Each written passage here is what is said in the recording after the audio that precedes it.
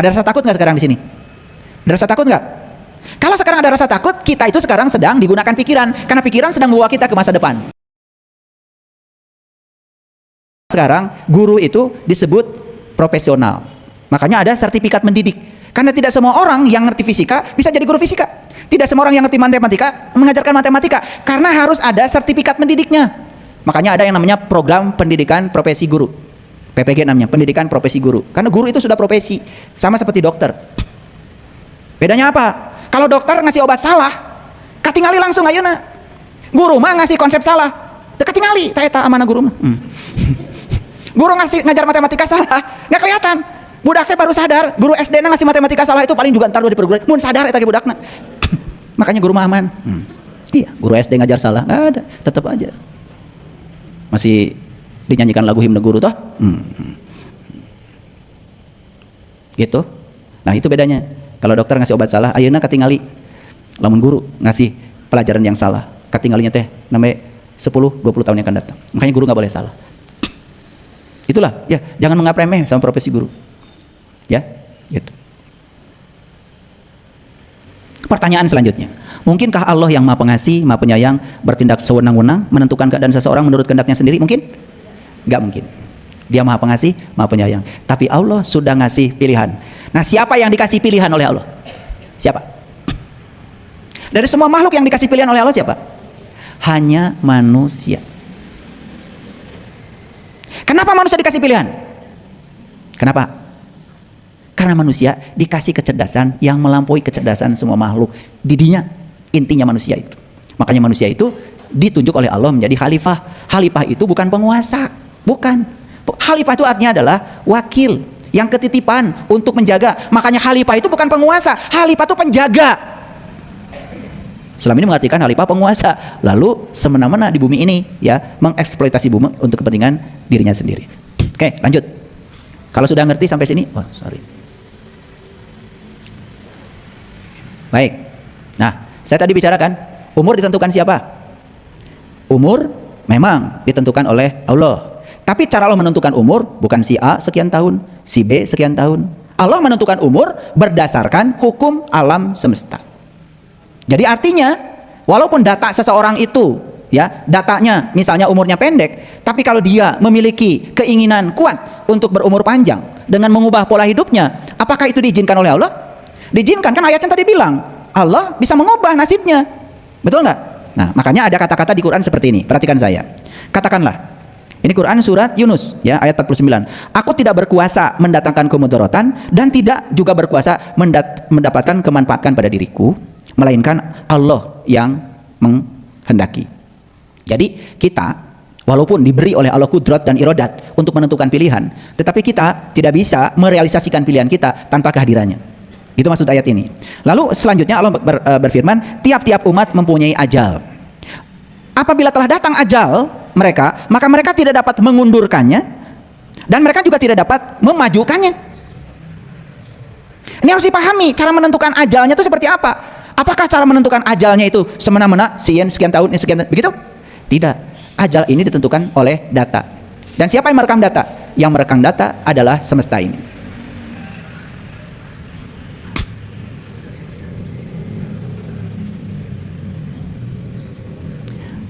Gitu. Karena kita selama ini memahami, begitu seseorang meninggal, lihat saya semua, seseorang meninggal, langsung ayat ini keluar kan ketika di kuburan. Betul? Yusuf? Betul kan? Pasti ayat ini kan likulli umatin ajalun idza jaa ajaluhum fala yastakhiruna sa'a. Ini sering dibaca. Oh, ini udah ajalnya, udah harus mati hari ini. Tidak bisa diundurkan, tidak bisa dimajukan. Pemahaman kita ditentukannya oleh Allah dak aja hari ini. Lalu semua itu ditempuhkan oleh Allah. Tentang cara hidup orang ini seperti apa, tentang pola hidupnya seperti apa, pola pikirnya seperti apa, toh sih yang paling aman mah tempuhkeun we ka Allah sadayana. Padahal sebetulnya yang namanya ajal itu terjadi karena pertemuan antara dua kudrat. Sama seperti ini, tidak ada pertemuan kalau nggak ada kalian, nggak ada saya. Pertemuan itu selalu ada dua pihak, betul? Jadi ajal itu harus ada dua pihak. Ada pihak kitanya, ada pihak Allahnya. Nah, ketika pihak kita dan pihak Allah bertemu, di situ ajal. Tos cunduk kana waktu, cinda kana, nah, ninggang kana cunduk kana waktu, ninggang kana mangsa. Nah, cunduk kana waktu, ninggang kana mangsa itu bukan berarti ditentukan oleh satu pihak, tetapi ditentukan oleh dua pihak. Gitu. Paham maksud saya? Jadi kalau begitu, apakah kita bisa mengubah data kita? Bisa. Bisa. Kartos ya? Nah, kalau saya tidak jelaskan begini kan bingung. Di satu sisi katanya semua sudah ditentukan dia. Di sisi lain dia sendiri mengatakan, boleh kamu mengubahnya. Kan bingung kita. Nah, sekarang sudah ketemu titik temunya. Karena ruhku, bagian dari dirinya Allah yang ditiupkan ke dalam diri kita, kan diberi kuasa juga, diberi kudrat dan iradatnya. Makanya di Quran Allah sering sekali mengatakan, yahdillahu linurihi mayasa. Allah akan menunjukkan pada cahayanya siapa yang dikehendaki. Dan siapa yang dikehendaki oleh Allah? Yang punya kehendak. Oke, paham ya ayat ini? Oke, kalau sudah paham lanjut. Masih tentang ajal. Dialah yang menciptakan kamu dari tanah. Kemudian dari tanah ini jadi setetes mani. Gimana dari tanah jadi mani? Ya tentu saja lewat proses makanan. Betul? Ya bukan tanah dirubah jadi air mani. Ya tanah ngasih makanan. Gitu, makanan dimakan. Nah, baru jadi setetes mani. Sesudah itu menjadi segumpal darah. Kemudian setelah itu kamu dilahirkan. Kamu jadi seorang anak. Kemudian setelah itu kamu akan menjadi dewasa. Kemudian setelah itu kamu menjadi tua. Di antara kamu ada yang diwafatkan sebelum itu? Ada. Nah, siapa yang mewafatkan dia sebelum tua? Kan tadi prosesnya dari tanah, air mani, darah, daging, lahir jadi anak, kemudian jadi apa itu? Jadi dewasa, jadi tua. Tapi Allah mengatakan ada juga yang diwafatkan sebelum itu. Itu fakta kan? Nah, siapa yang mewafatkan orang ini? Allah saja? Tidak. Allah beserta orang ini. Ini maksud saya. Situ ajal terjadi. Ada pertemuan dua hal. Gitu. Ngerti ya? Jadi ajal itu bukan ditentukan si A sekian, si B sekian gitu. Nah, selama ini kan kita memahaminya begitu. Nah, sekarang saya kasih tahu ya, pemahaman yang masuk akal seperti apa supaya kita sadar. Nah, sekarang kan kita berbesar hati. Oh, sebetulnya kita bisa mengubah dong kehidupan saya, betul? Agar saya bisa. Tetapi walaupun akhirnya sesehat-sehatnya juga kita mengubah pola hidup, tetap saja pada akhirnya kan tubuh ini tidak bisa dipertahankan lagi. Nah, itu masuknya hukum alam. Gitu? Hukum alam. Oke? Nah, itu alamiah ya. Baik, lanjut lagi. Tentang umur sekarang. Dan sungguh kamu akan mendapati mereka manusia yang paling tamak kepada kehidupan, bahkan lebih tamak lagi dari orang-orang musyrik. Masing-masing mereka ingin agar diberi umur 1000 tahun. Padahal umur panjang itu sekali-kali tidak akan menjauhkannya dia dari siksa. Allah Maha mengetahui apa yang mereka kerjakan.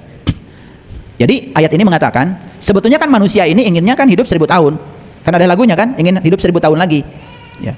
Nah, itu sebetulnya boleh, ingin hidup 1000 tahun boleh, walaupun tidak sampai 1000 tahun. Setidak-tidaknya ingin hidup sehat, ya kan?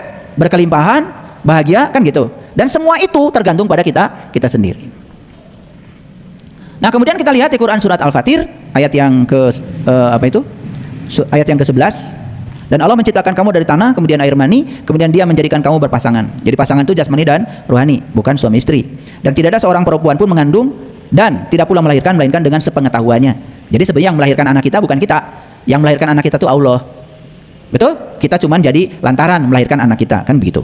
Dan sekali-kali tidak dipanjangkan umur seseorang yang berumur panjang dan tidak boleh dikurangi umurnya, melainkan sudah tertulis dalam kitab. Nah, kitab itu data tadi.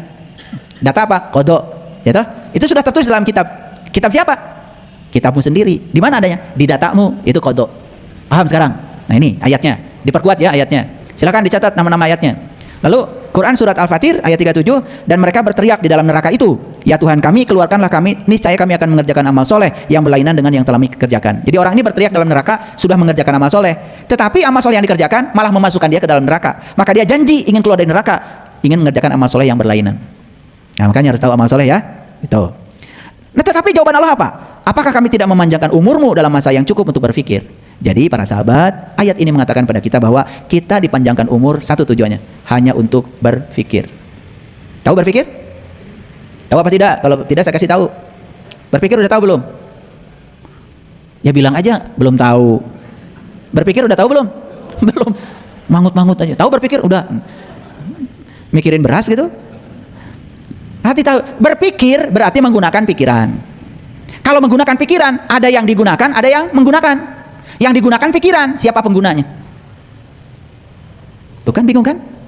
Makanya mangut-mangut aja kayak yang bener. Lihat sekali lagi, manusia dipanjangkan umurnya untuk berpikir. Berpikir berarti menggunakan pikiran. Menggunakan pikiran berarti ada dua. Ada yang digunakan, ada yang menggunakan. Yang digunakan pikiran, siapa penggunanya? Manusia. Yang digunakan adalah pikiran, penggunanya adalah kesadaran. Makanya manusia yang sudah punya kesadaran, dia bisa menggunakan pikirannya. Makanya pikiran berada di bawah kendali kesadarannya. Nah, kebanyakan manusia dikendalikan oleh pikirannya, dan dia menganggap dirinya adalah pikiran. Ayo, sekarang saya tanya, ada rasa takut nggak sekarang di sini? Ada rasa takut nggak? Kalau sekarang ada rasa takut, kita itu sekarang sedang digunakan pikiran, karena pikiran sedang membawa kita ke masa depan. Ada kesedihan nggak di sini sekarang? Ada. Berarti kita sedang digunakan pikiran, dan pikiran sedang membawa kita ke masa lalu. Coba kita hadir di sini saat ini sekarang. Hadir sebenarnya di sini. Maka pikiran hadir di sini. Pikiran sedang berada dalam kendali kesadaran. Itu namanya menggunakan pikiran. Jadi pengguna pikiran itu namanya kesadaran. Baru ngerti ini teh? Kumaha ngaji teh? Tetamat wae. Jadi manusia itu dipanjangkan umur supaya dia menggunakan pikiran. Siapa pengguna pikiran? Kesadaran. Oleh karena itu maka kita harus menemukan jati diri kita sendiri agar kesadaran bisa menggunakan pikiran. Nah, pikiran yang dikendalikan oleh kesadaran persis seperti sopir yang dikendalikan oleh penumpang. Kita ini majikan nih, naik mobil. Sopirnya jangan semena-mena. Ini sopir langsung bawa ke sini, karena nggak disuruh. Ada nggak supir gitu? Dipecat tuh pikiran supir kayak gitu. Kan yang namanya supir itu nanya dulu, Bapak mau diantar kemana sekarang? Ibu mau diantar kemana? Kan gitu, kan dia itu supir. Supir itu harus mengikuti apa yang dimaui oleh majikan. Ini supir bawa ke pasar baru, bawa ke sini. Padahal si majikannya nggak perlu ke sana. Atau nanya si majikan, "Ai wing tadi dibawa ke mana? Anu dunungan teh saha ya teh?" Kan gitu. Makanya pikiran ini jangan pernah menjadi majikan. Pikiran ini harus menjadi pelayan. Majikan dari pikiran adalah kesadaran. Kesadaranlah pengguna pikiran. Siapa yang sudah bisa menggunakan pikirannya, dikontrol dengan kesadarannya, itulah namanya manusia sudah berpikir. Paham ya? Oke, lanjut. Ini yang terakhir dari saya. Oh, masih ada ya? Sebenarnya kami telah memberi kepada mereka dan bapak-bapak mereka kenikmatan, hingga panjanglah umur dia. Maka apakah mereka tidak melihat bahwasanya kami mendatangi negeri, lalu kami kurangi luasnya dari segala penjurunya? Maka apakah mereka akan menang? Gini, saya kasih tahu. Banyak gak kenikmatan yang sudah Allah berikan pada kita? Banyak. Banyak apa sedikit? Berkah banyak. Kalau nikmat itu sedikit.